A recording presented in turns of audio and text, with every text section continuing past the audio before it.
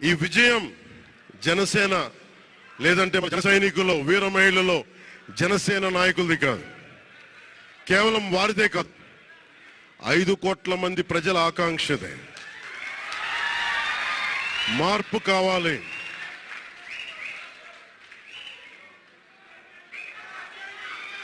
మార్పు కావాలి, పాలన మారాలి. ఇవన్నీ చాలా మంది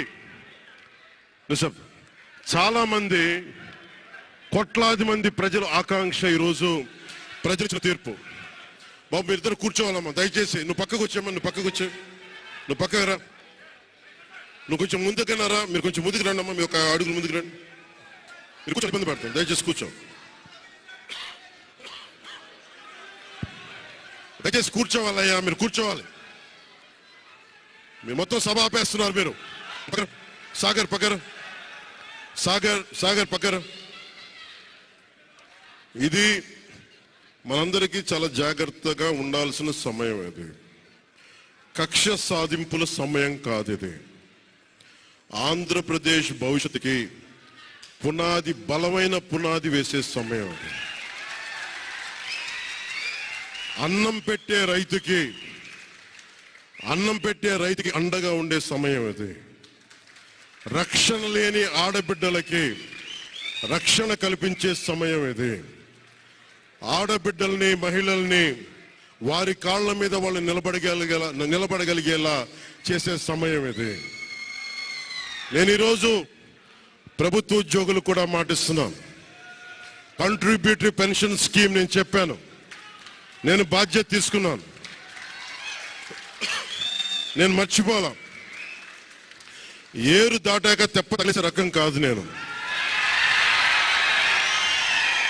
కాంట్రిబ్యూటరీ పెన్షన్ స్కీమ్ దానికి సరి సమానంగా అది కానీ మీకు న్యాయం వచ్చేలాగా సంవత్సరం లోపు తీసుకొస్తాను అని మాట ఇచ్చాం, తీసుకొచ్చి తీరుతాం. ఆ మాట మీకు ఇస్తున్నాం. మెగా డిఎస్సి నోటిఫికేషన్ విడుదల చేయించే బాధ్యత మనం తీసుకుందాం. యువత విలవిల్లాడిపోతా ఉన్నారు, యువత నలిగిపోతా ఉన్నారు. మీ చదువులకి తగ్గ ఉద్యోగాలు కానీ, మీ స్కిల్స్ ని పెంపొందించి మీకు ఉద్యోగాలు కానీ, నేను మీకు చెప్తున్నా, నాకు చాలా పెద్ద బాధ్యత ఇచ్చారు ప్రజలు. ఈ రోజున మామూలు బాధ్యత ఇవ్వాల.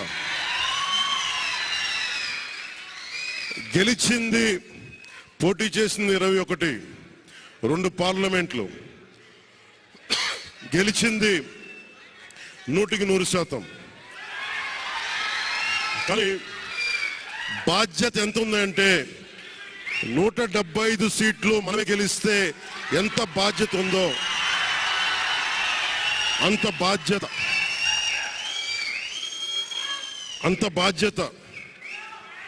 బాధ్యతతో మేము పనిచేస్తాం. యువత నలిగిపోయి నేను మర్చిపోలేదు, ఆడబిడ్డలు ఇబ్బంది పడిపోయారు, మేము మర్చిపోలా. సగటు మధ్యతరగతి మనుషులు నలిగిపోయారు, రోడ్లు వెయ్యలా, గుంతలు వేశారు, అరాచకం చేశారు. అవన్నీ శాంతి భద్రతలు చాలా చాలా బలంగా ఉంటాయి, మీకు నేను మాటిస్తున్నాను. అతి తక్కువ వ్యవస్థల్లో రాజకీయ ప్రమేయం చాలా తక్కువ ఉండేలాగా, అధికారులని వారి పని చేసుకునేలాగా ఈ ప్రభుత్వం ఉంటుంది, కూటమి ప్రభుత్వం ఉంటుంది. రైతుకి కష్టం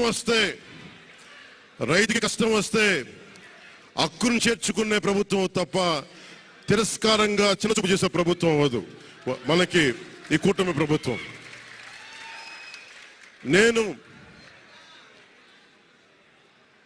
నాకు రాజకీయాలు డబ్బు అవసరం లేదు. నేను మీకు మళ్ళీ చెప్తున్నాను, మీకు నేను డబ్బుల కోసం, పేరు కోసం రాజకీయాల్లోకి రాలేదు. మీలాగా నలిగిపోతారు చూస్తారా ప్రతి ఒక్కళ్ళు. సగటు మనిషి మాకు ఎవడు ఉండేంటి, నాకు కులం లేదు, మతం లేదు, నా కష్టాన్ని ఎవరు చూడరేంటని ప్రతి ఊర్లో ఉండే ఒక సగటు మనిషి అనుకుంటాడు. ఆ మనిషి కష్టాలు నేను చూసిన వాడిని. ఆ మనిషికి భుజం కాయడానికి నేను వచ్చాను రాజకీయాల్లో.